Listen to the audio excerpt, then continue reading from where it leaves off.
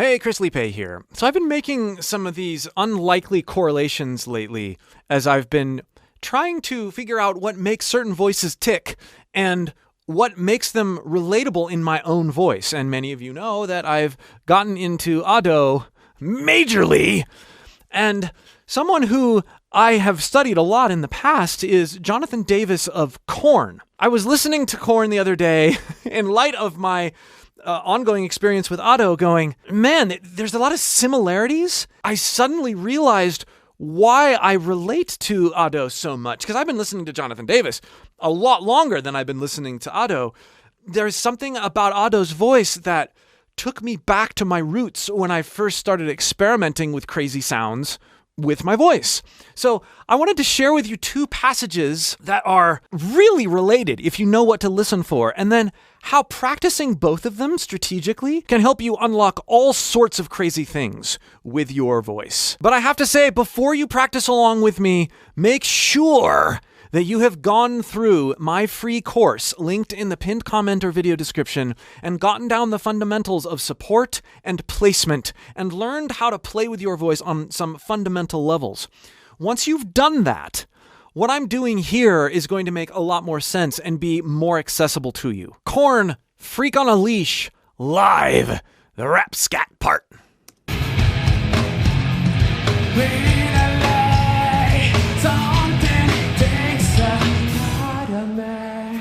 Okay, but before we even get to that part, listen to what he's doing here. And listen through the audio filter. Something takes a part of me. And then he like really backs off.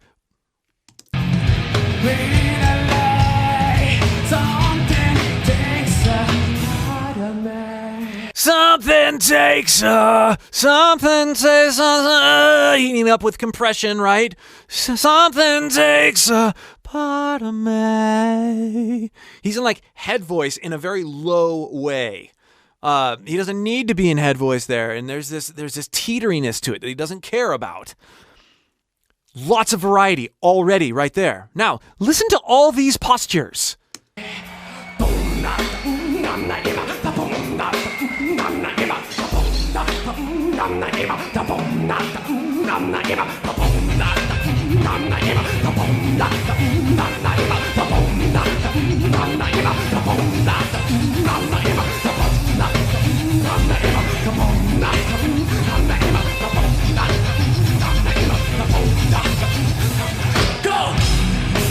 All right, there's 4 fundamental postures. This is difficult to do, but it's easier than listening to audio vacillate between all these different postures, similar postures, and going straight there. Bear with me here.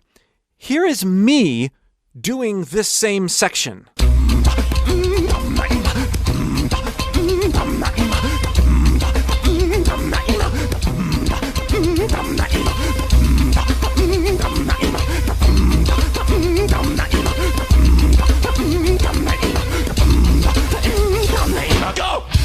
So we've got these postures. Oh, bum, which is a false chord engagement with a little bit of an epiglottal rattle.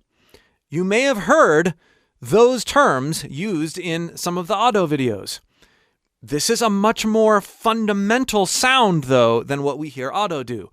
Bum, oh, cookie, epiglottal rattle, combined with oh, false chord, sort of a side into oh, bum, and then a closed mouth. Bum, bum. Then we have bum, da, da, da, bum, da, da, pure head voice. Bum, da, da, then, so that's 2, head voice.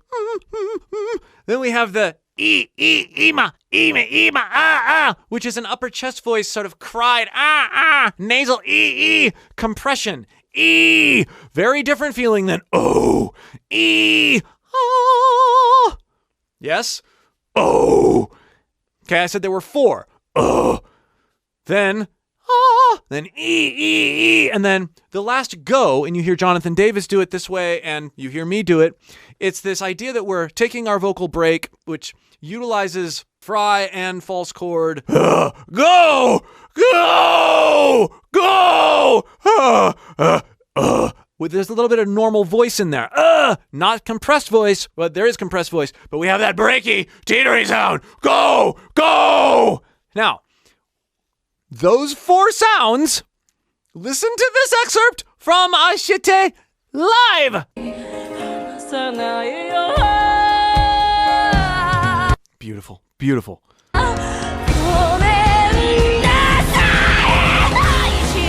Just in those few seconds, before we even go on to the other ones, she's used 3 of the 4 postures that I just went over in Jonathan Davis. And if you go straight here, you'd never really know. But because of the other music that I've listened to, I can start to pinpoint these things and then break them down in my own voice, get them down in isolation, and then have success understanding more what she's doing. Listen again here. This goes so fast. There's her head voice. Into a nice belted chest voice.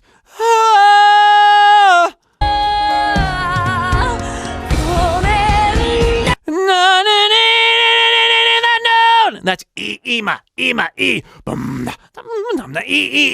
That's a compressed chest voice on a wide sounding E vowel. It's just higher. It's higher.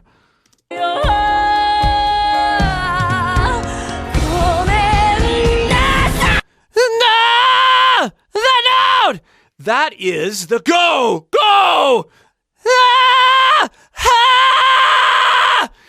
Hear it? That teetery break sort of thing. And then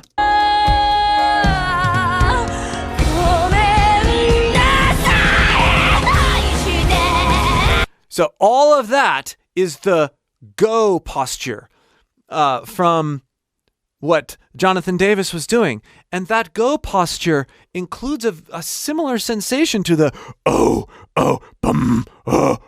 because that's a more pure false chord engagement, which we're using to get that extreme breakup up there.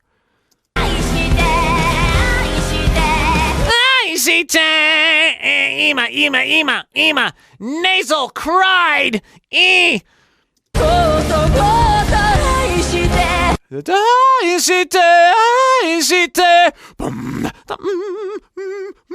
She goes in and out playfully, like we hear Jonathan Davis doing, in different orders and even faster.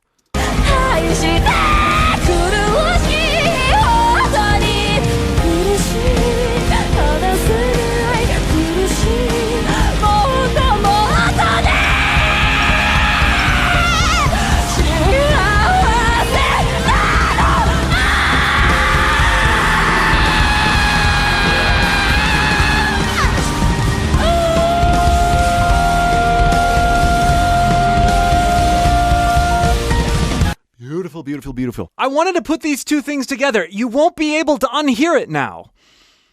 If you are interested in getting the style of Ado down, whatever that is, I invite you to go learn that scat. And once you have that, once you have the coordination of going in between all of these different postures, it's a lot easier to start approaching some of Ado's lines, or at least appreciating, even if you don't want to sing, at least appreciating what she's doing. So, Jonathan Davis, gateways into Ado. Who would have thought?